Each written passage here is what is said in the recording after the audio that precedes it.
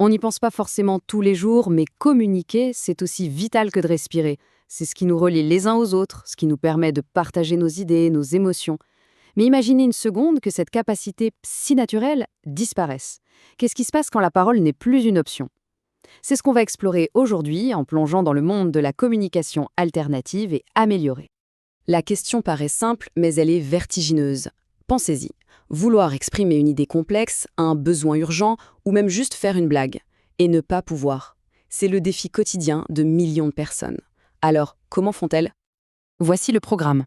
On va d'abord prendre la mesure du défi, ensuite on verra la solution qu'est la CAA, puis on s'intéressera de près aux outils, à comment tout ça se met en place, pour finir sur une idée essentielle. La communication, c'est un droit et un levier d'émancipation incroyable.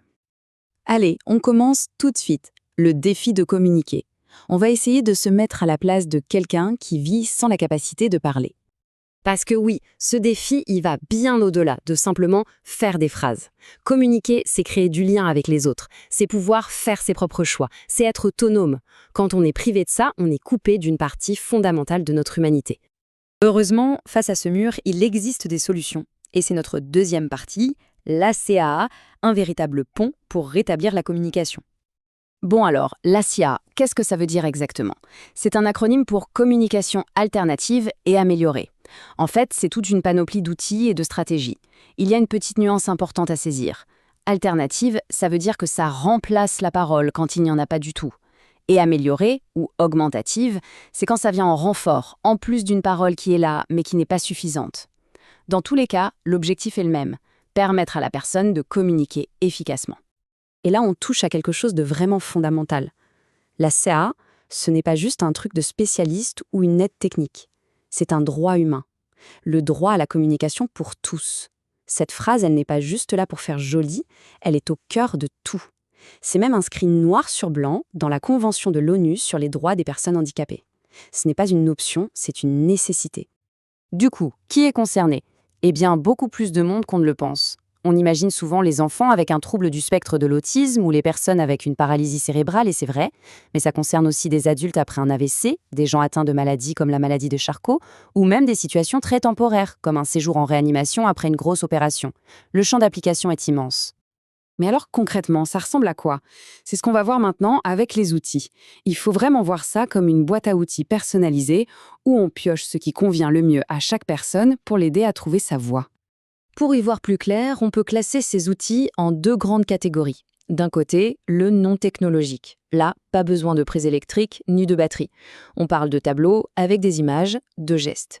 De l'autre côté, le technologique. Là, on rentre dans le monde de l'électronique, du simple bouton qui dit un mot enregistré jusqu'à des ordinateurs ultra perfectionnés.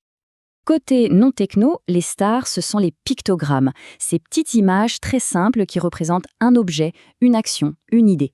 On peut les organiser sur ce qu'on appelle un TLA, un tableau de langage assisté. Il y a aussi le cahier de vie, qui est super pour raconter sa journée, partager ce qu'on a fait, et puis des systèmes plus élaborés comme le PODD, qui est vraiment conçu pour aider à construire des phrases et avoir de vraies conversations. Et puis, il y a la technologie. Et là, franchement, les avancées sont bluffantes. Il y a des applications sur tablette, comme Grid 3 par exemple, qui transforment un simple appareil en un outil de communication hyper puissant. On touche une image et une voix de synthèse parle. Et pour les personnes avec des handicaps moteurs très sévères, il y a des solutions dignes de la science-fiction, comme la commande oculaire, qui permet de tout contrôler avec le regard, ou encore les commutateurs. C'est un simple bouton qu'on peut activer avec la tête, le genou, n'importe quelle petite partie du corps mobile, pour sélectionner des mots et construire des messages. C'est juste incroyable. Ok, on a vu qu'il y a plein d'outils, mais avoir l'outil ne suffit pas. Comment on fait pour que ça marche vraiment au quotidien?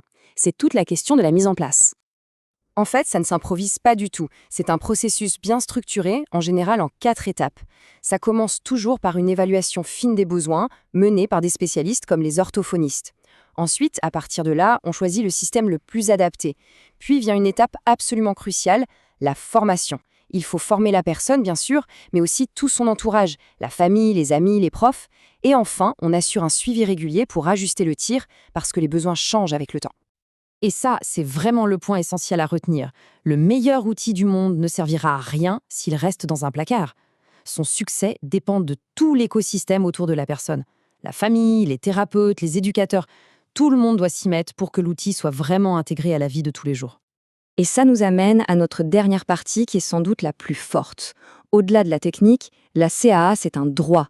Et c'est une porte ouverte sur l'émancipation. L'impact que ça a d'être enfin entendu est tout simplement transformateur. Les bénéfices sont immenses.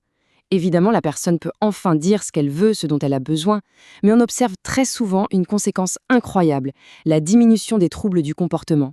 Et c'est logique, beaucoup de ces comportements sont juste l'expression d'une frustration immense de ne pas être compris. L'ACA donne plus d'autonomie, elle ouvre la porte à une vraie participation sociale et parfois même, elle peut servir de tremplin pour développer la parole. Au final, c'est toute la qualité de vie qui s'en trouve améliorée. On le comprend bien maintenant, la CAA, c'est infiniment plus qu'une prothèse de communication. C'est un outil d'émancipation. C'est ce qui permet de briser les chaînes de l'isolement, de reprendre le pouvoir sur sa propre vie, de choisir et tout simplement d'exister pleinement aux yeux des autres. Et tout ça nous laisse avec une question fondamentale. Au-delà des outils, des techniques, comment fait-on collectivement, en tant que société, pour vraiment considérer la communication, non pas comme une compétence que certains ont et d'autres pas, mais comme un droit qui doit être garanti pour absolument tout le monde? La réflexion reste ouverte.